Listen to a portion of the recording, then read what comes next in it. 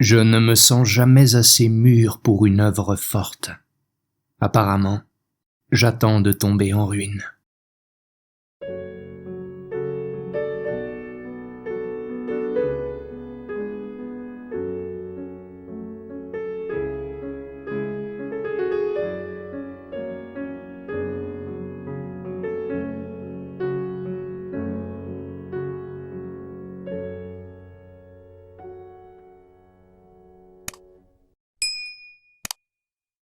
Ah, me dit le noble vieillard en sortant de la Vespasienne, l'homme est comme un temple. Quand la colonne est brisée, il tombe, et les femmes n'y portent plus leur dévotion.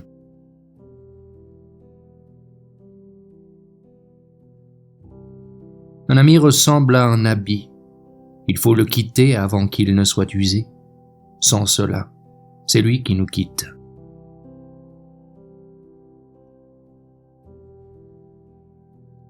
Avons-nous une destinée? Sommes-nous libres? Quel ennui de ne pas savoir. Quels ennuis si l'on savait.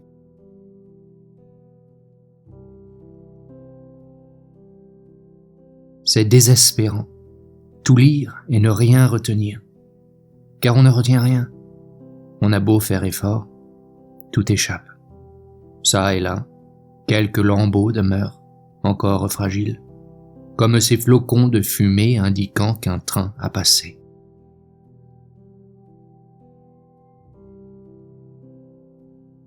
La honte de pleurer, qui donne l'effronterie de rire.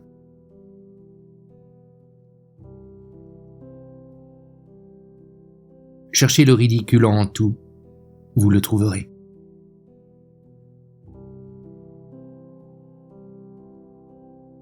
Il faut avoir l'esprit large, me disait-on hier soir, c'est-à-dire, sans doute, se donner des airs de comprendre tout et d'être universel comme une bonne à tout faire, pour que les mères qui ont des filles à marier pensent « En voilà un qui a reçu une éducation complète.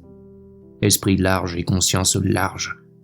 Ne dirait-on pas qu'il s'agit de poches profondes où l'on serre avec soin et commodément un tas de petites saletés ?»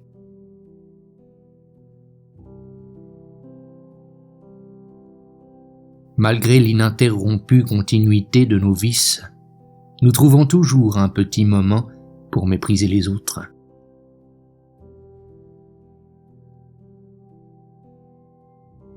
Défiez-vous des sceptiques à outrance. Ils sont capables de juger bien sévèrement vos moindres actions.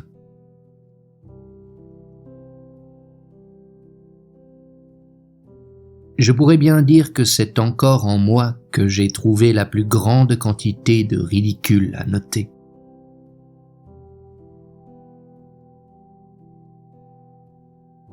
J'ai bâti de si beaux châteaux que les ruines m'en suffiraient.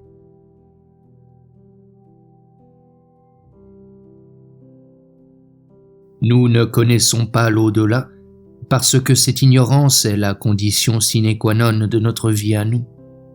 De même, la glace ne peut connaître le feu qu'à la condition de fondre, de s'évanouir.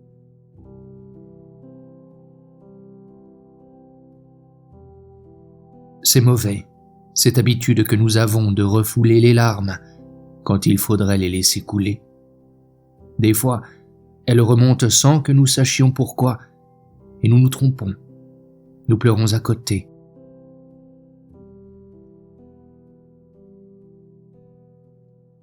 Chaque matin, songez aux gens qu'on va cultiver, aux pots qu'il faut arroser.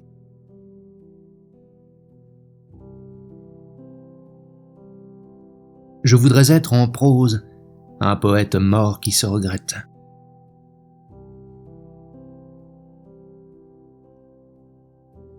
Vivre dans sa tour de bois.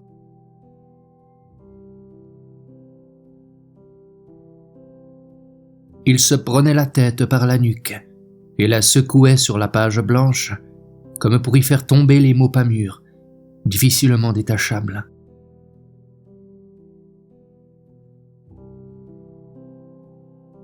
Ah, parmi nos petites gloires lumineuses, que de bouts de chandelle.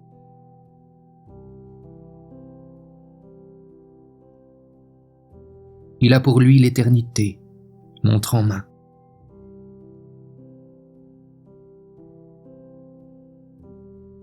mélancolique comme une bûche de bois qui brûle.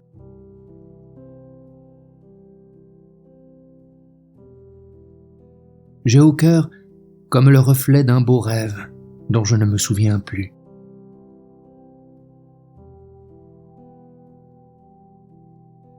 Pour atteindre la réalité, il procédait par rêveries successives.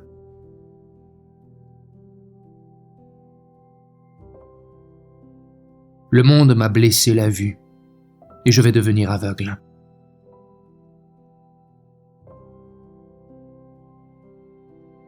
Il faut aimer la nature et les hommes malgré la boue.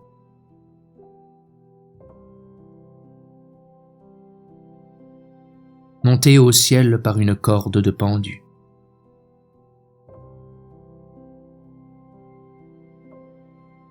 Le monde n'a peut-être été créé que pour réaliser le mal. Si, au lieu de contrarier le mouvement, nous le suivions, on obtiendrait un bon résultat.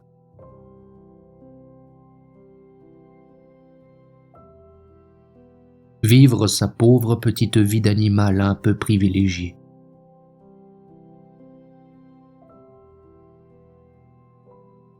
Il ne fut vraiment payé qu'à l'article de la mort.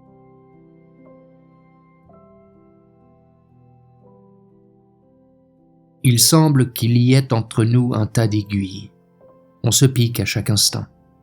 Ce n'est pas douloureux, mais le sang vient tout de même.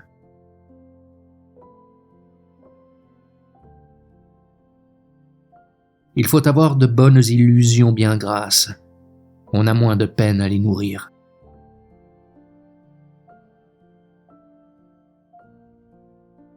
Tire, traîne ton filet.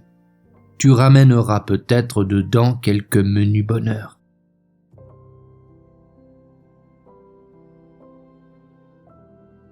Il faudrait avoir toujours le cerveau pur, comme l'air par un temps froid.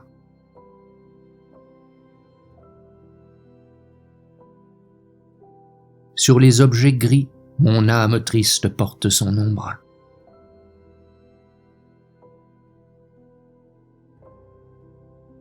Nous n'aimons de façon sentimentale que les femmes de nos rêves, de nos sommeils, celles qui déposent dans notre cœur une petite fleur bleue qui vit encore 1 heure, une matinée après notre réveil.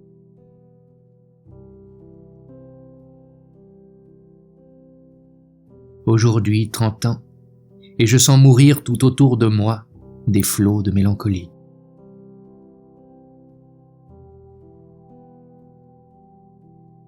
Les gens qui veulent suivre des règles m'amusent, car il n'y a dans la vie que de l'exceptionnel.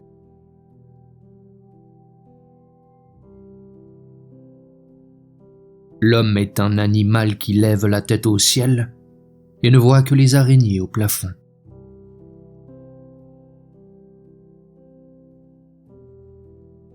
La préoccupation de la mort, c'est comme une nacelle d'or d'où l'on peut voir de haut le petit monde.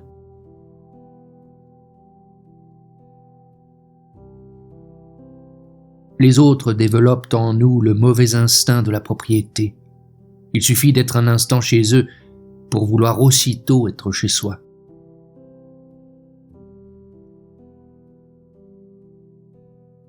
Mon âme, qui a glissé sur toutes les pentes, est déchirée et rapiécée comme un fond de vieille culotte.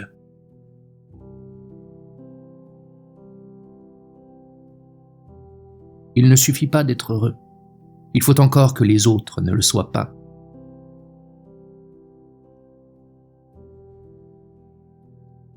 On n'est pas heureux.